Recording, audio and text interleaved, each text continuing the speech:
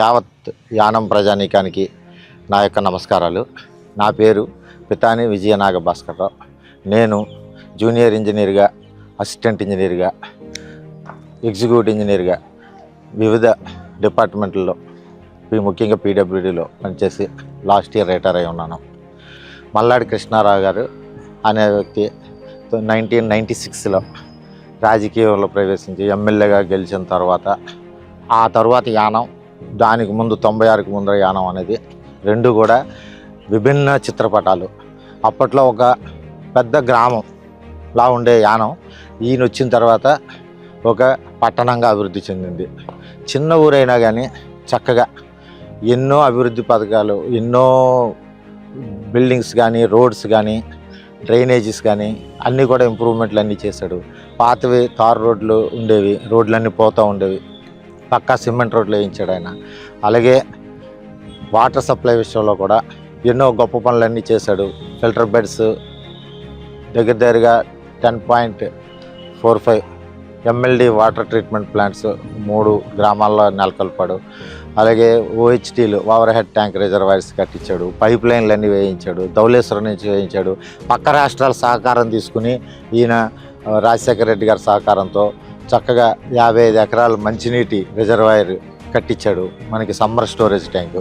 అందువల్ల ఏంటంటే ఇక్కడ భూగర్భ జలం, ఉప్పు నీరు ఉండేది చోట, మంచినీటి వసతి లేని చోట ప్రజాపనుల శాఖ ద్వారా అందరికీ కూడా మంచినీరు అందించే బృహత్ కార్యక్రమాన్ని ఆయన సంపూర్ణంగా పూర్తి చేశాడు.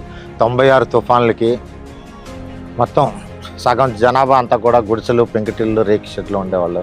అవన్నీ గాలికి కొట్టుకుపోతే ఈయన మొత్తం అంతా కూడా చక్కగా అందరికీ కూడా డాబాలు కట్టేలాగా మొత్తం గవర్నమెంట్ నుంచి అన్ని సహకారాలు ఇచ్చి లోన్లు గీళ్ళు అన్నీ చేయించి చక్కగా చేశాడు. ఈరోజు గుడిసెలేని యానంగా ఒక ప్రపంచంలోనే ఒక మంచి పేరు తెచ్చుకుంది యానం. ఆ విధంగానే ఎన్నో మౌలిక సదుపాయాలు, స్పోర్ట్స్ గురించి ఈ ఇండోర్ స్టేడియం అనగా ఈ అందరూ కూడా చక్కగా ఇక్కడ ఈ స్టేడియంలో స్పోర్ట్స్ ట్రైనింగ్ అవుతుంటారు. జిమ్ ఉంది, ఇక్కడ వాకింగ్ ట్రాక్ ఉంది, అన్ని విధాల కోర్ట్స్, ప్లే కోర్ట్స్ అన్నీ ఉన్నాయి, అన్ని స్విమ్మింగ్ పూల్ అన్నీ ఉన్నాయి. ఇవన్నీ కూడా విశాఖపట్నం లాంటి కాస్మోపాలిటన్ సిటీలో తప్ప ఉండవు. ఏ ప్రైవేట్లో ఉండొచ్చు కానీ గవర్నమెంట్ సైడ్ ఇక్కడ ఈయన మూలకంగానే ఏర్పాటైంది. అలాగే వాటర్ సప్లై కానీ అన్నీ కూడా చేశారు. డ్రైనేజ్ కూడా కొత్తవి మొత్తం పథకాలన్నీ వస్తున్నాయి ఇప్పుడు. ఇవన్నీ కూడా ఈయనతోటే వచ్చినాయి. అలాగే పార్కులు, బీచ్ ఉందంటే అంతా బురదతో ఉండేది, దాన్ని అంతా కూడా ఈయన చక్కగా రాజీవ్ బీచ్ అక్కడ మంచి ఇదిగా బీచ్, పాండిచేరి బీచ్ లాగా చేశాడని నేను. అలాగే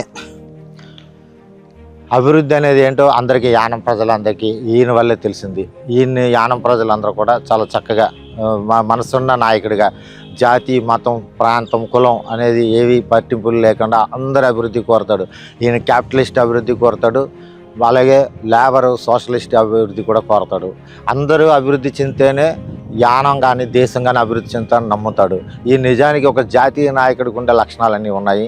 ఈయన్ని మనం ఆదరించి ఈయన్ని ఈ ఎలక్షన్లో గెలిపించుకుని చక్కటి మెజార్టీ ఇవ్వాలని చెప్పి నేను మనస్ఫూర్తిగా కోరుకుంటున్నాను. నమస్తే.